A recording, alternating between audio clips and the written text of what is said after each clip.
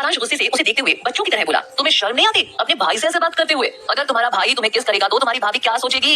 वैसे भी पता नहीं कहाँ चली गई है। कहते कहते उसकी आंखों में आंसू आ गए। वो रोते हुए अभी के कंधे पर अपना सिर टिकाकर बोला, मेरी बीवी मुझे ला दो, आई वांट माय वाइफ। मुझे उसे किस करना है, उसके साथ सोना है, उसे गले लगाना है, मेरी बीवी। कहते हुए सारांश जोर जोर से रोने लगा। अभी अपने कानों में उंगली डालते हुए बोली, अब इसकी बीवी कहाँ से आ गई? सारांश अभी को कमर से पकड़ उसके गले लगते हुए बोला, मुझे मेरी बीवी दे दो ना बहन, मुझे उसके साथ सेक्स करना है। वो कितनी हॉट है, उसकी वो क्रिस्टल जैसी आंखें, मुझे वो चाहिए। अभी हैरानी से उसे खुद से दूर झटकते हुए बोली, इतने नशे में हो फिर भी तुम्हें बीवी याद है, मतलब प्यार है, वो भी खतरनाक वाला। कहते हुए अभी की आंखों के सामने आहान का चेहरा घूम गया। अपना सर झटकते हुए अभी सारांश से दूर सोफे पर बैठकर बोली, हाँ ठीक है, मैं तुम्हें तुम्हारी बीवी से मिलवा दूंगी, लेकिन उससे पहले तुम मुझे ये बताओ कि सब तुमसे डरते क्यों है बिजनेस वर्ल्ड में? सारांश आंखों में चमक लिए बिस्तर पर अच्छे से बैठते हुए बोला, तुम मुझे बीवी से मिलवाओगी? अभी हाँ में सिर हिलाते हुए बोली, हाँ पर पहले मेरे सारे सवालों के जवाब दो। सारांश ने बच्चों की तरह अपना सिर हाँ में हिला दिया। मैं ना बहुत अच्छी फाइट करता हूँ, मेरा एक क्लब है जहाँ मैं लोगों को ट्रेन करता हूँ, वहाँ के लोग बहुत पावरफुल हैं। फिर हंसते हुए अपने होठों को कवर कर बोला, मेरी ना सीक्रेट कंपनी है जो ऑल वर्ल्ड टॉप 10 में आती है, और ना मैं ना अंडरवर्ल्ड में भी बहुत फेमस हूँ, साइलेंट किलर हूँ मैं। कहते कहते सारांश की आवाज धीमी हो गई। अभी ने देखा तो वो बेहोश हो गया था। अभी ने अपना फोन पकड़ा सारांश को देखते हुए बोली, क्या क्या करना पड़ता है मुझे नन्ही सी जान को? वैसे साइलेंट किलर कार्ड स्क्रीन की बात तो तुम्हारी ही फैन है, तभी अमित इतना तवज्जो दे रहा था तुम्हें। कुछ फोटोज लेने के बाद अभी बोली, भगवान जी थोड़ी सी तो दया दिखा देते मुझ पर। चल बेटा अभी लग जा काम पर, भगवान भी रुष्ट है तुझसे। Cape Town Roy palace. Omkar परेशान थे अपने कमरे में इधर उधर चहलकदमी करते हुए। वो खुद से बोला, इस आर्या ने तो 20 दिन में मेरे सारे गैर कानूनी काम बंद करवा दिए। आर्याशी को भी इस बारे में कुछ नहीं बता सकता, उसे तो पता भी नहीं है ये सब। तभी उन्हें किसी का फोन आया जिससे ओमकार का चेहरा पीला पड़ गया। वो दौड़ते हुए नीचे आए तो किसी अनजान लड़की को घर में देखकर पहले तो वो कुछ नहीं करते, पर जब उनकी नजरें सामने खड़ी लड़की की नजरों से मिलती हैं तो वो हैरानी से अपनी जगह पर जम गए। काया ओमकार की तरफ आते हुए बोली, ओमकार देखो ना, ये लड़की पता नहीं कौन है, इसका कहना है कि ये तुम्हारे बड़े भाई की बेटी है और अपनी प्रॉपर्टी लेने आई है। ओमकार को तो जैसे लकवा मार गया हो। सामने अहीर किसी महारानी की तरह सोफे पर बैठी थी। चाचा जी अब आप भी मुझे पहचानने से इनकार मत कीजिएगा, मैं अहीर रॉय, आनित रॉय की बेटी और इस रॉय खानदान की वारिस। कुछ याद आया? ओमकार को जैसे सदमा लगा हो। अहीर की आवाज से वो होश में आए और गुस्से से बोले, ये क्या बकवास है? आनित भाई की 2 बेटियां थी और दोनों मर चुकी है, मैं कैसे तुम पर यकीन कर लूं? अहीर एक इविल स्माइल के साथ बोले, आप अपने लॉयर को बुला लीजिए, कल से मैं अपनी कंपनी संभालना चाहती हूँ, फिलहाल के लिए मैं आराम करना पसंद करूंगी। कहकर अहीर वहां मेंशन के दूसरे हिस्से की तरफ चली गई। ओमकार सिर पकड़कर जमीन पर बैठ गए। दरअसल उनके पिता ने रॉय ग्रुप अपने दूसरे बेटे अनित रॉय के नाम किया था और ये बात आज तक सिर्फ ओमकार और अनित रॉय की बड़ी बेटी अहीर रॉय को पता थी, जिस वजह से ओमकार अहीर और अहीति को इंडिया ले गए। वहाँ रॉय फैमिली को कोई नहीं जानता था, जिससे उन्हें अहीर और अहीति को मारने में आसानी हुई और उन्होंने ऐसा किया भी, पर उन्हें ये पता नहीं था कि अहीर और अहीति जिंदा है। इंडिया दिल्ली एयरपोर्ट पर आज काफी भीड़ थी। एक प्लेन आकर रनवे पर रुका। दरवाजा खुलने पर सबसे पहले छोटी बच्ची बड़ी ही स्टाइल से बाहर निकली। ये आर्यांशी थी। उसके पीछे पीछे उसके गार्ड्स भी बाहर निकले। चारों बड़ी ही स्टाइल से एयरपोर्ट पर चल रहे थे, जैसे रेड कार्पेट पर चल रहे हो। वो चारों एयरपोर्ट से बाहर निकले तो एक लड़की हवा की तेजी से आकर शशांक के गले लग गई। शशांक के बगल में खड़े राज और जय मुंह फाड़े उन दोनों को देख रहे थे। शशांक को खुद समझ नहीं आया कि उसके साथ हुआ क्या। उसने जब तीनों को खुद को घूरते देखा तो हड़बड़ाकर उस लड़की को खुद से दूर करने लगा और उससे चिपकी लड़की खुशी से उसे हिलाते डुलाते बोली, I am so happy Shreya, कहां थी तू? 3 महीने हो गए तुझे ना देखे, कहां मरी थी? बगल में खड़ा राज जय से बोला, भाई ये लड़की पागल वागल तो नहीं हो गई? इतने हष्ट-पुष्ट मर्द को औरत समझ रही है? आई मीन सीरियसली कहां से हमारा हैंडसम बॉडीगार्ड जिसे एक खूबसूरत हसीना लग रहा है? जय शक्ति अंदाज में बोला, कहीं राज बीच में बोला, नो भाई वो लड़कियों से दूर रहता है, इसका मतलब ये नहीं कि वो लड़का ही नहीं है। तभी आर्यांशी की तेज नजरों की वजह से वो दोनों चुप हो गए। शशांक उस लड़की को खुद से दूर धक्का देते हुए बोला, excuse me miss, behave, I am a boy. सामान्य अपनी एक उंगली से आंखों पर चढ़ी ब्लैक गॉगल्स नीचे कर उसे घूर कर देखा, फिर मुस्कुराते हुए शशांक की गर्दन में अपनी बाहें इतनी जोर से डाली कि शशांक का सिर समा के सर के बराबर आ गया। समा बोली, सॉरी ना यार, मेरी गलती थी, जो मैं तुझसे मिलने नहीं आई, इसके लिए इतना गुस्सा ठीक नहीं है। देख मैं तेरे लिए यूरोप से गिफ्ट लेकर आई हूँ, वो भी एक्सपेंसिव वाला, अब तो मान जा। शशांक ने गुस्से से समा को घूरा और खुद को छुड़ाने लगा तो समा अपने पहले हाथ से दूसरे वाले हाथ को पकड़ते हुए बोली, मान जाना श्रेया, देख तेरे जाने के बाद मेरा पति भी मुझे छोड़कर चला गया है, चल हम दोनों शादी कर लेते हैं। व्हाट से? राज तुरंत शशांक के पास आकर बोला, भाई हाँ बोले, बहुत बड़ी मॉडल और मोटिवेशनल स्पीकर है, खूबसूरत भी बहुत है, सामने से पूछ रही है। जय भी बोल पड़ा, हाँ शशांक चला जा, मास्टर को हम संभाल लेंगे, मुझे तो लग रहा है तुझे सीधा कोर्ट लेकर जाएगी। शशांक गुस्से से बोला, चुप करो तुम दोनों, और मिस आप जो भी है, मुझे लड़कियों में आई मीन आप में कोई इंटरेस्ट नहीं है। समा रोने का नाटक करते हुए बोली, हे भगवान, मेरे बेस्ट फ्रेंड को लड़कियों में इंटरेस्ट नहीं है, अब मैं क्या करूंगी, कहां जाऊंगी? फिर एकदम से नॉर्मल बिहेव करते हुए बोली, देख श्रेयांश, मुझे तुझसे बहुत सारी बातें करनी है। फिर शशांक के करीब जाकर, तुझे पता है मुझे ना एक लड़के ने यूरोप में छेड़ा था, उसे तुम्हारी धमकी देकर आई हूं, अब तू ऐसा करेगा तो मैं कहां जाऊंगी यार? समा फिर से रोने का नाटक करते हुए बोली। शशांक परेशान होकर बोला, मिस मुझे जाने दीजिए, हमें लेट हो रहा है, मैंने कहा ना आप मुझे गलत समझ रही हैं। समा ध्यान से शशांक के चेहरे को घूरते हुए बोली, तूने अपने चेहरे के साथ क्या किया है? फिर गुस्से से बोली, वो भी मुझसे बिना पूछे। श्रेयांश यार मैं भाभी को क्या जवाब दूंगी, वो तो तुझे पहचानेंगी ही नहीं, और तेरे बच्चे उनका क्या? जय और राज दोनों हैरानी से बोले, भाभी बच्चे, इसने शादी कर ली? कब, कैसे, किसके साथ, और बच्चे? राज गुस्सा करते हुए बोला, शशांक भाई यार तूने अपनी शादी में हमें नहीं बुलाया और तेरे बच्चे भी हो गए, हमें पहले इंडिया आना चाहिए था, तेरी शादी तो देख लेते। शशांक फ्रस्ट्रेशन में अपना सिर पकड़ते हुए बोला, अरे मैं सच में इसे नहीं जानता, पता नहीं कौन है। समा ने घुमाकर एक जोरदार लात शशांक के पैरों पर मारी। शशांक संभल नहीं पाया और जमीन पर गिर गया। समा उसके ऊपर बैठते हुए उसकी कॉलर पकड़कर गुस्से से बोली, साले क्या कहा तूने, मुझे नहीं जानता? कहते हुए समा ने एक जोरदार पंच शशांक के चेहरे पर जड़ दिया। समा ने अपना हाथ उठाया कि किसी ने उसका हाथ पकड़ लिया। समा गुस्से से बोली, छोड़ो मुझे, इस साले की हिम्मत कैसे हुई ये बोलने की? क्या ये भूल गया है कैसे मैंने इसे पाल पोसकर बड़ा किया है? ये दिन देखने के लिए आज मैं इसकी जान ले लूंगी। समा क्या कर रही है, किसे मार रही है, देख तो ले। वाही बोली, बी की बेस्टी अपनी बेस्टी को पकड़ रही हूँ, देखना कमीना बोल रहा है मुझे नहीं जानता। समा फिर से शशांक की तरफ लपकते हुए बोली तो शशांक 2 कदम पीछे कूद गया। देखिए मैडम, मैं इस लड़की को, आगे कहते कहते शशांक रुक गया क्योंकि समा उसे यहीं जिंदा गाड़ देने वाली नजरों से देख रही थी। जैसे शशांक ने आगे एक और शब्द भी कहा तो समा यहीं उसका अंतिम संस्कार कर देगी। शशांक ने आर्यांशी को देखा जो वहां नहीं थी। उसने चारों तरफ देखा तो वहां कोई नहीं था। शशांक ने देखा तो वहां जयकार से चिल्लाकर उसे बुला रहा था। शशांक तेजी से उस तरफ चला गया। समा भी उसके पीछे जाने को हुई कि अहिति ने उसे पकड़ लिया। कहां जा रही है, वो श्रेयांश नहीं है, नहीं तो तुझे नहीं पहचानता क्या? चल अब। समा जिद करते हुए बोली, अरे मैं कह रही हूँ ना वो मेरी श्रेया ही है। चुप, एकदम चुप, चलो चुपचाप अब। वाही उसे डांटते हुए बोली तो समा उसका पेट देखकर उछल पड़ी। दी की बेस्टी, तुम्हारा बेबी तो बड़ा होने लगा है। अहिति उसे कंधे से पकड़ एयरपोर्ट के बाहर धक्का देते हुए हुए बोली, हाँ बाद में देख लियो, अभी चल।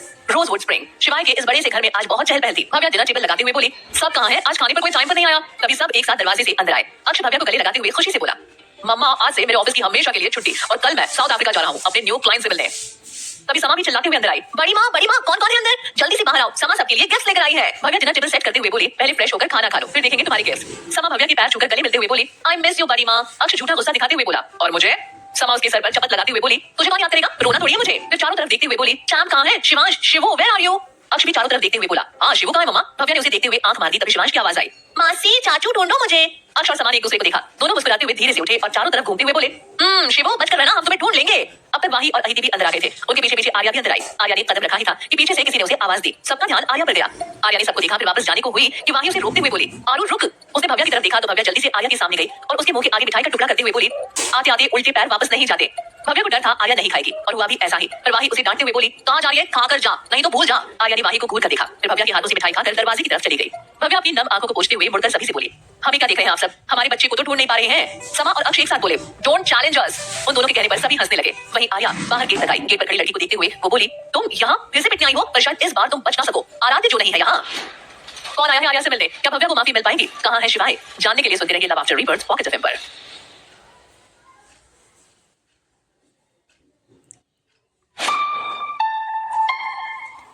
प्रशा बहुत देर से अंदर आने की कोशिश कर रही थी, पर गेट के संपर्क में आते ही उसे करंट लगने लगा था, जिससे उसने गेट से ही चिल्लाना ठीक समझा। प्रशा मुंह पिचकाते हुए गुस्से से बोली, मेरे बारे में तुमने ही मॉम को बताया था ना? आर्या की आंखें छोटी हो गई। वो अभी फालतू की बात करने के मूड में बिल्कुल नहीं थे। वो पीछे मुड़ी जाने के लिए तो प्रशा झट से बोली, मुझे लड़ना सीखना है या मुझे एक टिप्स ही दे दें आप? आर्या ने पीछे मुड़ ऊपर से नीचे तक उसे देखा। प्रशा ने शॉर्ट्स के साथ ढीली ढाली शर्ट पहनी थी। फिर आर्या ने खुद को देखा। नो। आर्या ने दो टूक जवाब दिया। वो जाने को मुड़ी तो प्रशा जल्दी से बोली, Mrs Maheshwari, I know mister Maheshwari kidnap हो गए हैं, आप मेरी हेल्प कर देंगी तो मैं भी। कहते कहते प्रशा की आवाज धीमी हो गई। उसने आर्या के बारे में सर्च किया और जितना उसे पता था उस हिसाब से आर्या उसकी हेल्प कर सकती थी अगर वो करना चाहे तो। नहीं तो आर्या अपने गुस्से के लिए भी अपनी टीम में बहुत बदनाम थी। आर्या ने मुड़कर उसे देखा, अपने हाथ बांधते हुए बोली, नहीं। प्रशा तुरंत बोली, नहीं मेजर, मैं तो बस आपको बता रही थी, आप मेरी हेल्प ना भी करें तो भी मैं आपको सब बताने को तैयार हूँ। इस मेहरबानी की वजह? प्रशा दांतों तले जीभ दबाते हुए खुद से बोली, इसे पता ना चल जाए। फिर आर्या की तरफ देखकर फेक स्माइल करते हुए बोली, इसमें मेहरबानी की क्या बात है? आपने हमें हिम्मत दी है वापस जाने की, हम कुछ भी करके आपकी मदद करना चाहते हैं। आर्या खुद से बोली, बेवकूफ, सच अ बिग फूल, इतना आसान तो है नहीं यहाँ कुछ, फिर भी चलो देखते हैं। आर्या ने एक लंबी सांस भरी और प्रशा को घूरते हुए बोली, ठीक है, लेकिन कुछ भी गलत हुआ तो मुझे जिम्मेदार मत ठहराना। आर्या की शार्प आंखें देखकर प्रशा अंदर तक कांप गई और आर्या के ना कहने पर भी उसके पीछे की धमकी वो समझ गई थी कि अब आर्या उसे इतनी आसानी से छोड़ने वाली नहीं है। अपनी घबराहट को छिपाने की नाकाम कोशिश करते हुए प्रशा बोली, क्या हम बैठ कर बात कर सकते हैं? प्रशा की आंखें आर्या के पैरों पर थी। आर्या जैसे ही मेंशन के एरिया से बाहर आई, प्रशा की घबराहट कुछ कम हुई। आर्या ने उसे वहां आगे बने एक छोटे से ओपन कॉटेज की तरफ इशारा किया। दोनों वहां बेंच पर बैठ गए। प्रशा आर्या के सामने कुछ फोटोज खोलते हुए बोली, ओमित माहेश्वरी, जब माहेश्वरी एंटरप्राइजेस के सीईओ बने तब वो चार दोस्त थे, ओमकार रॉय, नमन दीवान और अनित रॉय। चारों की दोस्ती बहुत गहरी थी, लेकिन अचानक से वो चारों अलग हो गए। उसके बाद इन चारों ने कभी एक दूसरे से संपर्क नहीं किया। लेकिन ये बात अलग है कि चारों अपने गैर कानूनी काम के चलते हमेशा एक दूसरे से कनेक्ट थे। जब देश में जयराज रंधावा के बारे में ये सब वाहवाही चल रही थी, तब जयराज रंधावा के पिता से ओमित ने मिलने गए थे और अर्थ पर सबसे पहले ड्रैगन्स को लाने का आइडिया ओमित माहेश्वरी का था। उन्होंने जयराज के पिता के साथ मिलकर पहले ही ड्रैगन्स का सीरम तैयार कर दिया था। मिस्टर माहेश्वरी को ड्रैगन सीरम छोटी उम्र से ही दिया जाता था। जयराज ने अपनी सारी बातें रिकॉर्ड करके रखी थी, लेकिन उसकी आधी टेप कहीं और है। फिलहाल मुझे एक इन्फॉर्मेशन मिली है कि जयराज रंधावा का एक बेटा भी है और अभी वो जिंदा है। प्रशा ने अपनी बात खत्म की कि उसके हाथ हल्के हल्के कांप रहे थे। उसने आर्या के चेहरे को देखा, उसे उस पर भरोसा हो रहा है कि नहीं ये देखने के लिए, लेकिन आर्या के चेहरे पर कोई एक्सप्रेशन नहीं थे। ऐसा लग रहा था जैसे वो बेमन से यहाँ बैठी हो। प्रशा ने आंखों के कोनों से एक तरफ देखा जहाँ एक रेड लाइट चल रही थी। आर्या ने उसकी तरफ झुककर उसके कॉलर को पकड़ अपनी तरफ खींचा। प्रशा डर के मारे बोली, मेरी कोई गलती नहीं है, मैंने कुछ नहीं किया, प्लीज मुझे जाने दीजिए। आर्या उसकी कॉलर में लगा कैमरा निकालकर अपने हाथों में उछालते हुए बोली, प्रशा मित्तल, ये हरकतें बचकानी हो गई हैं। तुम्हें एक नसीहत देती हूँ, वर्क ऑन योरसेल्फ। दूसरों से डरकर उनकी बातें मानना हमारी मजबूरी नहीं, हमारी मर्जी होती है। जब हम मुश्किल काम को ना करने के बहाने ढूंढते हैं, तब कोई उससे सिंपल काम करने को दे तो हम खुशी खुशी उसे मान जाते हैं और इसे मजबूरी का नाम दे देते हैं। इस बार छोड़ रही हूँ, अगली बार दिख मत जाना। प्रशा सर झुकाए सब सुन रही थी, तभी उसे उस लाल निशान की याद आई। प्रशा की आंखें फैल गई। इससे पहले वो कुछ कर पाती, वहां किसी के चिल्लाने की आवाज आई, मम्मा। प्रशा ने डरकर तुरंत उस तरफ देखा तो उस रेड लाइट के पास शिवांश हल्के गुस्से में खड़ा था। उसका फूला हुआ चेहरा देखकर आर्या के चेहरे पर मुस्कान आ गई। वो जाने को हुई तो प्रशा धीरे से फुसफुसाई, आज से 6 साल पहले असम में हेल्थ केयर हॉस्पिटल में 2 बच्चे, तभी गन शूट होने की आवाज आई। प्रशा की जान हलक में अटक गई। आर्या की नजरें शिवांश पर थी, जिसके हाथ में नकली गन थी, जो वो प्रशा की तरफ कर शूट कर रहा था। ये देखकर प्रशा की जान में जान आई। वो जाने लगी तो आर्या बोली, अपने घर जाओ, तुम्हारा भी कोई इंतजार कर रहा होगा। अपने चक्कर में दूसरों को दुख देना सबसे बड़ी गलती होती है हमारी। आर्या शिवांश के पास जाकर उसे गोद में उठाकर उसके गालों को चूमते हुए बोली, क्या हो गया जो ऐसा लाल हल्क बने हो? शिवांश गुस्से में अपने हाथ बांधकर अपने लाल हो चुके क्यूट क्यूट गालों को रगड़ते हुए बोला, मामा आपको पता है चाचू और मासी ने चीटिंग कर मुझे पकड़ा और फिर आइसक्रीम की मांग करने लगे। आर्या उसके छोटे छोटे गालों को खींचते हुए बोली, ठीक है चलो अभी खबर लेते हैं हम दोनों की। नो मामा, पहले हम आइसक्रीम लेने जाते हैं बाइक पर, फिर उन सबकी खबर लेंगे। अच्छा तो शिवू को बाइक राइड पर चलना है? शिवांश ने तुरंत अपना सिर जोर जोर से हाँ में हिलाया। आर्या की हंसी छूट गई। वो बोली, ठीक है मैं बाइक लेकर आती हूँ। शिवांश ने हाँ में सिर हिलाया। आर्या के जाते ही शिवांश का हंसता मुस्कुराता चेहरा इमोशनलेस हो गया। अपना सिर हल्का सा मोड़कर एक स्माइल के साथ शिवांश ने अपने पीछे देखा। वहाँ घास के बीच कुछ खून की बूंदें थी। शिवांश धीरे से बोला, don't think about my mother.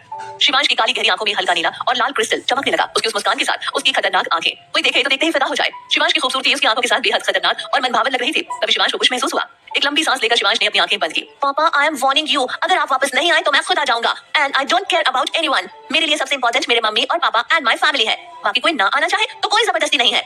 दुनिया के किसी कोने में एक अंधेरे कमरे में जहां रोशनी की एक बूंद तक नहीं थी, वहां इतना अंधेरा था कि कुछ देखना भी मुश्किल हो रहा था। वहीं अंधेरे में बैठे एक शख्स के कानों में शिवांश की गुस्से से गूंजती आवाज पड़ी।